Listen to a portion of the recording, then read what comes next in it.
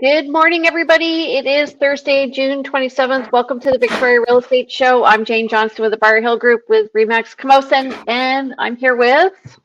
Hey everybody, Andrew Plank here with the Vibe Real Estate Group and Royal LePage. And Jen Lowe, mortgage broker at DLC Modern Mortgage Group. Yeah. How are you guys? Good. Yeah, pretty good. Had a whirlwind visit from family for the last couple of days. They left this morning, so this is a timely topic because we were out and about showing them the town. Out and about. Out and about. Out and about. I just had some friends come in, so you know the value of networking. So this is a realtor from Virginia, and her family are coming in by the ferry, and so I was showing them how to see Victoria in 4 hours. And it was fun. Yeah, we had a good time. I took them to Chocolat Favori, and they're like, "Oh my God, this is the most amazing ice cream ever." Now, did they come over BC ferries or Coho? No, they were on a ship. So they were like, it was literally a cruise ship. So they landed, I met them, took them up to Mount Doug. Like I took them along the ocean, went up to Mount Doug. They saw the layout of the city, where their ship was in the distance, which was really nice. Sort of gave them perspective. And then we went to downtown Victoria and walked around. Nice. Yeah. So that's why I was thinking top things to see and do. But let's talk about real estate, shall we? Why not? Okay, I did something different today. First of all, if you do like the show, please like us on Facebook, Instagram, wherever you see us, YouTube, Andrew's page, my page, Jen's page, you know, just like us. Subscribe so you can follow us, and please comment. We love to hear what you have to say, if it's constructive, of course. And then share it to friends who may be going through issues in real estate that they need to hear this. Okay, so this is what I did different. I looked at the last 7 days, but I actually kept the week before, and it's just interesting to see the ebb and flow of real estate over the month. So do you want to take it away, Andrew? Okay, sure. So the far right-hand side, we've got the most recent stats for the week of June 27th and beforehand. So it looks like 328 properties went live on MLS, 143 properties went pending, 163 property price decreases, so more than the pendings. One increase, 4 back on markets, 304 sold, 42 expired. Those expireds, when you look past, they look pretty consistent, and 4 withdrawn. So yeah, looking at the past weeks, and Jane, do you want to comment on this, what you're seeing? Well, just that we kind of peaked mid-month with our new listings there at 400, and then we've slowed down as we're getting close to the long weekend. So it just feels to me like people don't want to put their house on the market just before the long weekend, and I think we'll see an influx after. What do you think? Yeah, I agree. You tend to find that people are going to either try to get it in sooner, like the week before, or the week after. They don't necessarily want to be on market for the long weekend. They've got other plans. They don't want to be cleaning their house and having to deal with coming and going, and we realtors know that people are distracted during that time and not necessarily coming through the home. And that being said, it's a good time if you're looking. You won't have a lot of competition because other people will not be looking this weekend. Mm-hmm. Okay, month to date. So we were at 705 for June of 2023. So far in June 2024, we're at 506, and that's up from last week at 340. So consistently moving up, but I don't think we're going to reach our 705 listings.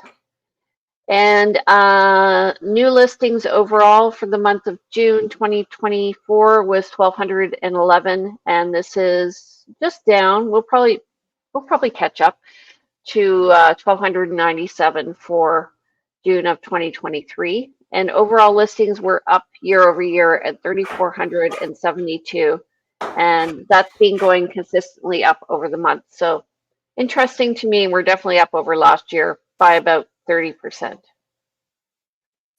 So In terms okay. of things, yeah. Yeah. So Jen, how's it going? Well, what's changed in our mortgage world this week? I mean, unfortunately, inflation went up from 2.7 to 2.9. It's still under that 3% threshold that the Bank of Canada wants, but I don't understand why it went up. Well, I do and I don't. I mean, I don't know the total parameters, but everyone's, they've been saying last couple of years, mortgages, so many people's mortgages are coming up for renewal 2024, 2025, and here they are. So it only makes sense that inflation goes up a little bit because their interest rates are still high and housing costs have gone up. Right. Yeah, I Again, find it it's that ironic. it's self-fulfilling, right? Like I don't understand. So now if they're saying they're going to potentially not decrease the overnight lending rate in July because of this, I just want to how do we fix this? I don't. Right. So it's driving me bonkers. But The other thing I've been thinking about is this advent of tipping. So I go to the liquor store just once in a while, and I pick up the bottle of wine and I take it over to the cashier, and they ask me if I'm going to tip the person, and I'm like, Yeah. what did you do differently? There's a great skit I saw on YouTube where the guy goes to buy a $10 item at a hardware store, and then he gets handed the thing, and the guy behind the counter is like, "I hope you were satisfied with the service today," And then he's looking at the thing, and then there's an option to tip, yes or no, and he starts to put no. He's like, "What?" And then the guy's like, he's like, "No." He's gonna start to press no. Finally, he hits yes, and then he's only got an option of a $50 or $100 tip. Oh. And it goes through this whole routine, and then well, if you don't tip anything, it's going to be the $100. It automatically defaults to that, and there's this timer counting down, and oh man, yep. It is interesting, because the quite often the minimum amount is 18%, and so the process to not press 18% is you have to press the button to change to a different amount, and then it's like they know that I'm not doing the minimum 18%. So. They're watching you to see how many buttons you press. There's a whole exactly. Yeah. I mean, so back when I was in the tourism industry and service industry, we expected maybe 10-15% was a great tip. Yes. And 20% was and now you see 25% as an option quite often. I do see, I find it interesting because it's, I think, a reflection of mindset. So some of them are 5 and 10% and 15%. Some are 10 and 18 and 25%. It really is dependent on the establishment. They've done it at the Royal Bay Bakery too. And I like to tip well, and I don't mind tipping, but I also, it is funny, where you see these things where it's like, well, you really haven't done anything.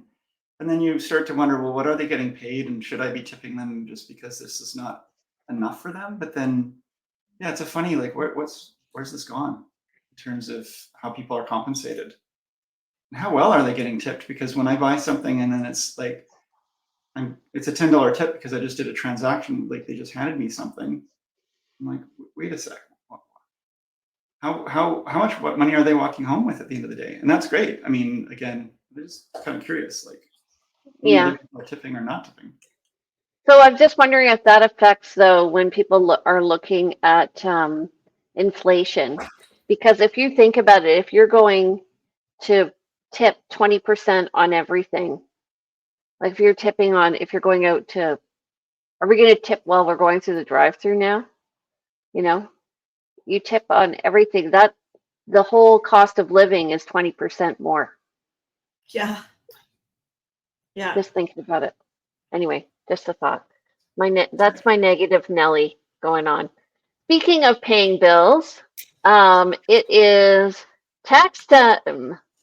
So this is actually, I get a lot of questions about this. People are like, who's going to pay the taxes? So if your property completed before Friday, that's tomorrow, then the seller is responsible for, sorry, if your property is completing up until tomorrow, then the seller is responsible for the taxes. And as of Tuesday on, after the long weekend, you're responsible for the taxes. And this will be adjusted in your statement of adjustments. So you pay for the whole year, January to December.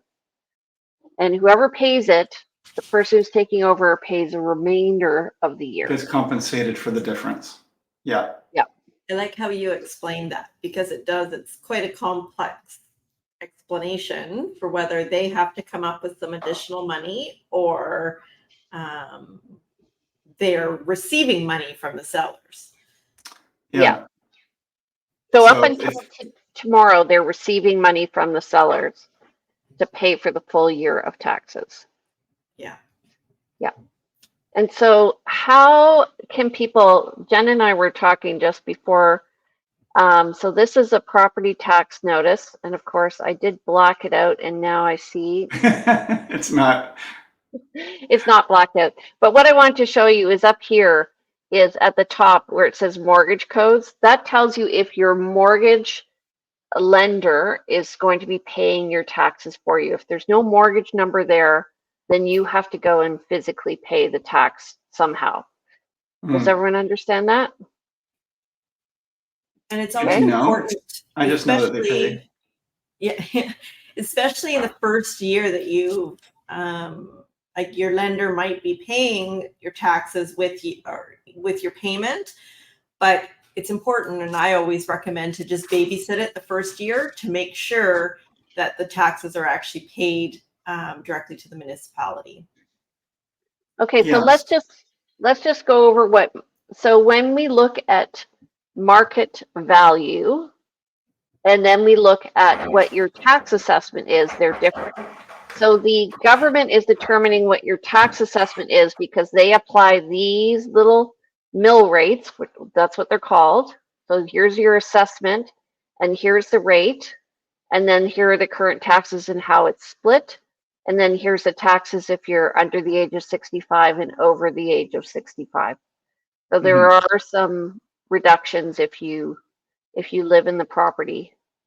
And then you have your gross taxes, the two taxes under 65, over 65, and then the homeowner's grant, depending on what age you are and how much is payable. And so your for us, we've set it up. There's two ways to do prepayment. One is through your lender, and the other is through you can do prepayments to your municipality actually in Metchosin. So, but you were talking about yeah, you can set it up as a bill payment through your online banking, reoccurring directly to the municipality. And again, I recommend that option as opposed to involving your lender, third party. Things can go wrong. So you can do that. Chunk at the end of the day if you're not paying. Yeah, you can pay with your credit card and get points. Right. Yeah, and the bigger your mortgage, the more points you get. Yeah, yeah. Here's the bonus, right? Because actually, you can be strategic. Is by paying with your credit card. They do charge a fee, and it looks like it's a percentage of the amount that you owe on property taxes. But then, you don't necessarily have to pay interest on that for another 30 days. Yeah, so it makes sense to me that why their municipality is charging a fee, because they're being charged probably 3% or something for you using a credit card. Is that Langford? Yes. Yeah. Yeah, I don't think Metchosin has that option. Hmm. They didn't used to. Yeah, I just noticed it today when I was, last minute dealing with my property taxes, avoiding it, right? Because unfortunately, property taxes went up quite a bit this year. And then That's Langford, interesting. they're supposed to go up again this coming year. Everything's going to go up, and strata fees go up, and again, we're talking inflation, right? These inflation rates, that's the real effect of these inflation rates. Everything goes up. So Okay, so one big difference though this year is you can apply for your homeowner grant online. Yes. And that goes through the provincial government. yes, Yep. So it's a different, as opposed to applying for the homeowner's grant with your municipality, which is the way it used to be. Now the homeowner's grant is done through the provincial government. because the ABC assessment is a provincial, it's provincial authority. It's just that the municipalities have been administering it, I guess, or because of the involvement where the connection where they get through those mill rates, the assessment on the province level, impacts the municipal taxes. Folks, in your contracts of purchase and sale, you're going to see an adjustment date, and that's that date that we were referring to earlier as to when. So people often ask, like, oh, I know what a completion is. I know what possession is. That's when I get my keys. Completion is when the money changes hands, but there's this other date in here, and that's adjustments, and that's when those taxes are calculated if somebody's already paid them, and how do you calculate that out? And same with strata fees and hydro and so forth. But anyway, side note. Yeah. So, any other comments on this rather dry topic? I'd rather not. Yes. Well, one more thing for me, because unfortunately I discovered, I bank with HSBC. That was taken over by RBC. My automatic bill payment did not transfer over, my reoccurring bill payment for my property taxes. Oh, good catch. So that sucked. Yeah. Wow. And that's why, because you're a mortgage broker, and you generally help people get connected up. And I've always been like, well, I'm happy to have the lender take some of the money from my property taxes just directly from my payments, and then they'll apply it. But yes, I think there was one year where there was a bit of a hitch, and there's some confusion. Are they paying or not? Maybe it was on the last mortgage I had it, and then I forgot to set it up for this one. And that's where you get that big hit. So you're saying best not to do it that way. I prefer if you, paying it directly to the municipality, but then you're also something that does need to be monitored, and I should have double checked. Knowing that everything went actually incredibly smooth with the merger with HSBC to RBC. I did a merge. I used to work for TD Bank when TD merged with Canada Trust, and it was absolutely a nightmare. So it actually went quite smoothly, HSBC to RBC for banking standpoint, but reoccurring bills did not continue. Who out? RBC bought HSBC. Yeah. Okay. Yeah. All right. Well, let's get to the fun stuff. Top 10 things to do. Well, maybe not 10, but top things to do in Victoria. Yeah. So, does everyone know what the top left is? Yeah, we just did all of that with family in town. They were here Monday through yesterday. And one of the first things we did was go to Barb's Fish and Chips. Barb's Fish and Chips. Nice. And also the little Mexican place, because Donna really loves, you can get this little, it's like a margarita without vodka, but it's like except it's full of shrimp. It's like a shrimp bowl, but anyway, she loves this thing, and it's great. A shrimp margarita? Yeah, except there's no vodka, but it's like a solid, it's just really good little, it's in a glass, but it's just full of shrimp and cocktail sauce and super good. I think we went down there. Okay, so what's that area called? Sorry. Fisherman's Wharf. I meant to say Caesar, because it's anyway, never mind. Gotcha. I get it. So this is Fisherman's Wharf, and then the other one is Fantan Alley, which is in Chinatown, which is it's like 3 feet wide, and it's kind of cute. They lock it up at night. I tried to show my friends that, but some nice stores in there, and there's also the history of Chinatown in there. You can go and visit. Alrighty, number 3 and 4, Jen. We've got the Parliament buildings, which is beautiful. And then which beach is that? Well, it's any beach, but Any beach. yeah. So That looks funny like the story. beach. That looks like the beach under the cliffs looking towards Clover Point. It You is. see all the folks. Yeah, okay. Oh, nice. Yep. So there's public beaches all over Greater Victoria, and so funny thing. This happened when I moved here in 1999, and it happened when I was showing. They're like, did they place those logs there? No. So those are a side effect of the logging industry, right? So they have these log booms, and sometimes the logs get out and they end up on the side of the beach. And they're a great place Well, actually to sit and enjoy. Yeah. Not like it used to be though. There used to be a lot more big logs and I love not as down many at logs floating out Squamalt in the Lagoon, another great place now across from the Inner Harbor. So the Squamalt Lagoon, all the neat little sculptures and stuff that have been made out of the driftwood. So neat. Good point. Yeah. That's a beautiful place. I'd say Esquimalt Lagoon and Island View Beach, two of my favorite beaches around here. And for me, it's Whitty's Beach Of course. as well. Yeah.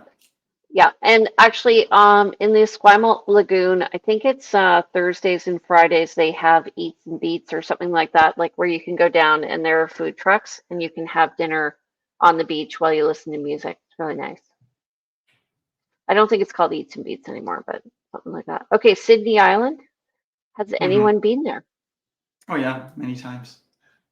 Yeah. You It's can great take if you a- have your own boat too.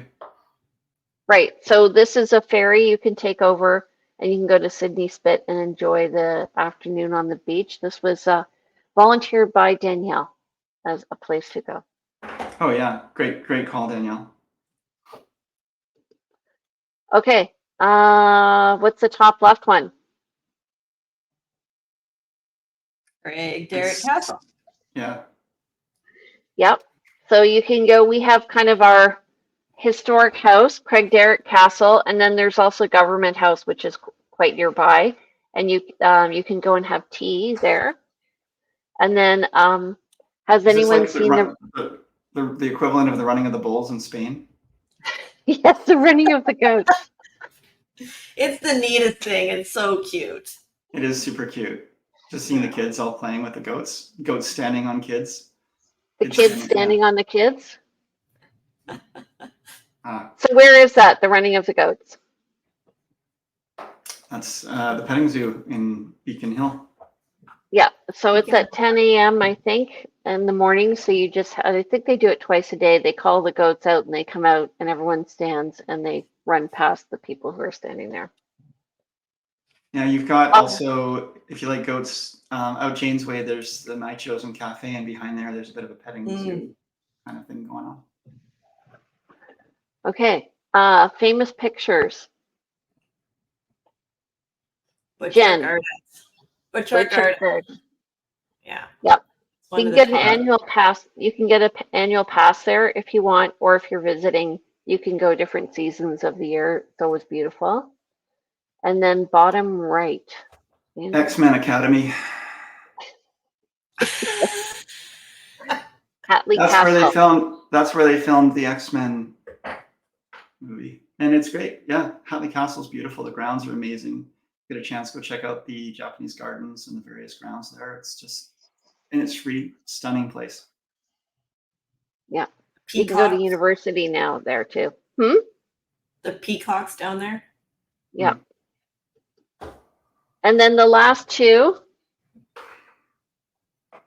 Oldest lighthouse in Victoria, Fiskard Lighthouse, which is right near Railroads. Railroads. What Hill? And yeah, Yeah, between Esquimalt and Colwood. And then we have the little harbor ferries you could take around Victoria, and you can do a tour. They have a tour of pubs and stuff you can go on, or you can just take it as a regular taxi. So there's two different services there. One's a taxi and one's the harbor tours. Oh, there's one bonus here, two bonuses, I guess. On the left, this is Victoria, what do they call it? Hot tub, and Victoria Harbor hot tub. So I row, and we almost run into these things all the time.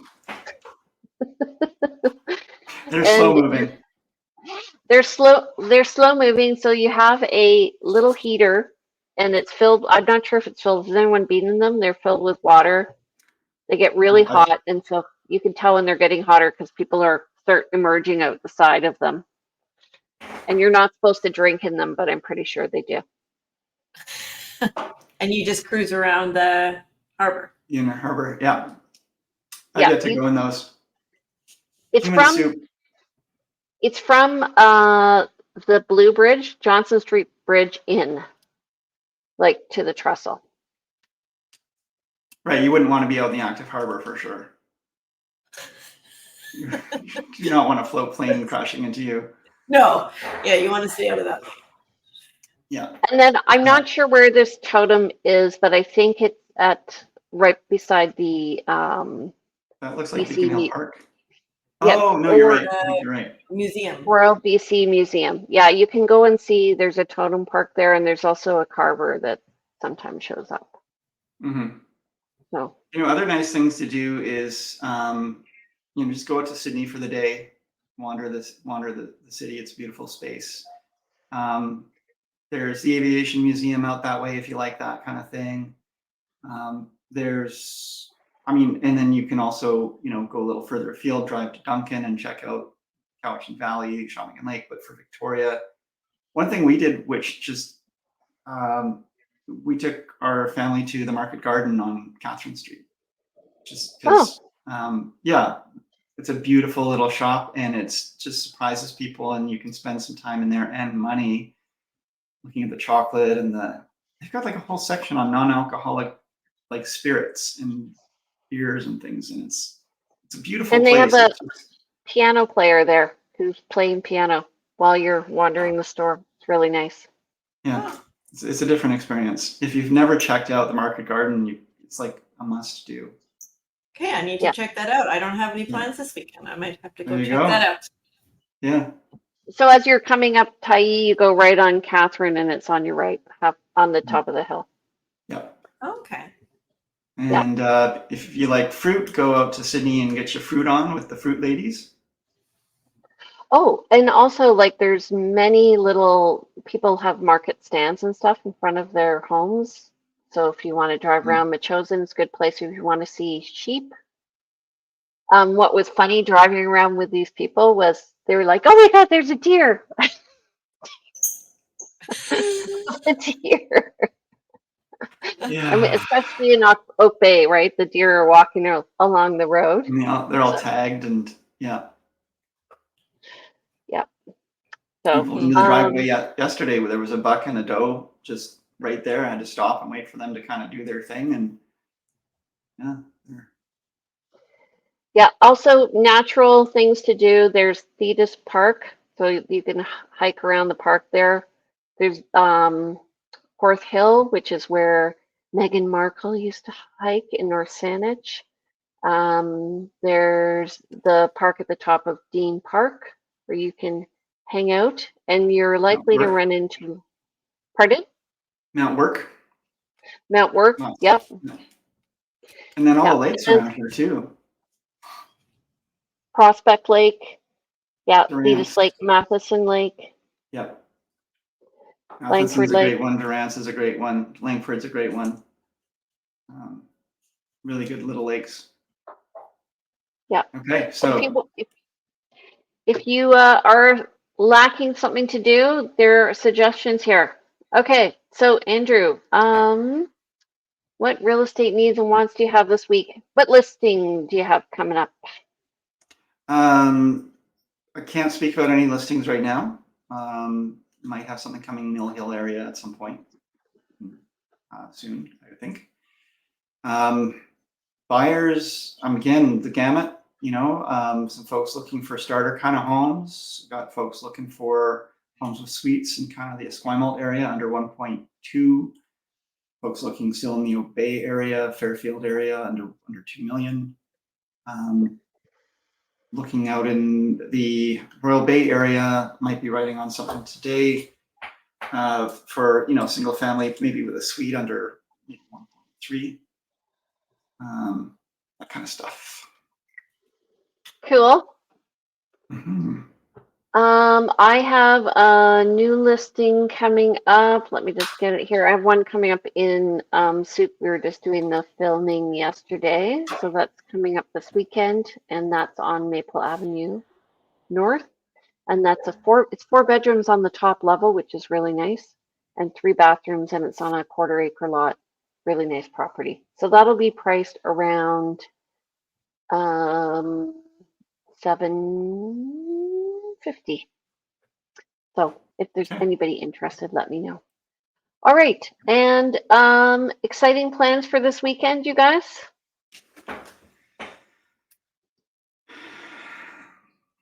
No? I'm gonna get away for a few days in early July. I'm looking forward to that. I'm gonna be off grid up at Strathcona Park Lodge. Cool. And, yeah, so that's gonna be I great. may have to go to Main Island because I have a client who likes a property there, and I have to show it before I write the offer. So we'll see. Okay. I don't have much going on this weekend myself. It's going to be a nice, quiet weekend. Yeah. Nice. Those are the best sometimes. Mm-hmm.